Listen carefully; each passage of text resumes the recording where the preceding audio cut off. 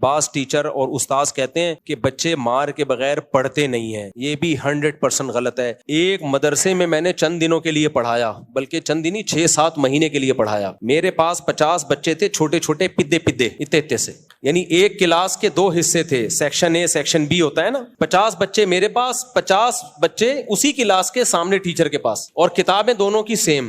میں نے 6-7 مہینے میں نہ کسی کو تھپڑ مارا ہوگا، نہ کسی کو ڈانٹا ہوگا، مزے سے گپ شپ لگا کے لطیفے سنا کے ان کو میں نے پڑھا دیا۔ سامنے ٹیچر روزانہ بچے پٹ بھی رہے ہیں، کوئی مرغا بنا ہوا ہے، کوئی ایک ٹانگ پہ، کوئی ہیلی کاپٹر، کوئی بغیر کرسی کے بیٹھا ہوا ہے، اور میرے بچوں کا رزلٹ بھی وہی جو ان کے بچوں کا رزلٹ۔ میں نے کہا الگ الگ مدرسہ بھی ہوتا نا، میں کہتا ہے اس مدرسے کے بچے نالائق ہیں، یا الگ الگ کلاسیں ہوتی یا الگ الگ کتابیں ہوتی تو کوئی کہہ سکتا تھا بھائی وہ کتاب ایسی ہے جو مار کے بغیر نہیں پڑھائی جا سکتی، اور یہ کتاب ایسی ہے جو مار کے بغیر پڑھائی جا سکتی۔ میں نے کہا میرا ایمان اور مضبوط ہو گیا۔ یہ جو کہتے ہیں نا مار کے بغیر بچے پڑھتے نہیں ہیں، یہ ان کی اپنی ٹھڑک ہوتی ہے، گھر میں بیوی کے ساتھ ان کا جھگڑا ہوتا ہے، مسائل ہوتے ہیں، یا یہ خود اتنے پٹے ہوتے ہیں بچپن میں کہ وہ پٹائی آگے پارسل کر رہے ہوتے ہیں۔ تو ہم نے تو پڑھایا ہے بھائی، ایسے بچے تو ایسے چٹکلے سناتا تو ہنستے تھے، پھر پڑھانا شروع کرتے۔ بچوں کو بچوں کے اسٹائل میں پڑھانا پڑتا ہے۔ میں ترنم سے پڑھاتا تھا بچوں کو، ترنم سے ایسی سر لگا کے لے لگا کے، بچے بھی وہی لے میں یاد کرتے تھے۔ تو آپ کے اپنی بد اخلاقی ہوتی ہے، آپ کی اپنی ٹھڑک ہوتی ہے، آپ سمجھتے ہو کہ بچے مار کے بغیر پڑھیں گے نہیں۔ بچے پہ ہاتھ اٹھایا اگر آپ نے، بچہ معاف بھی کرے گا تو وہ معاف، دیکھو بڑے کو آپ نے تھپڑ مار دیا نا،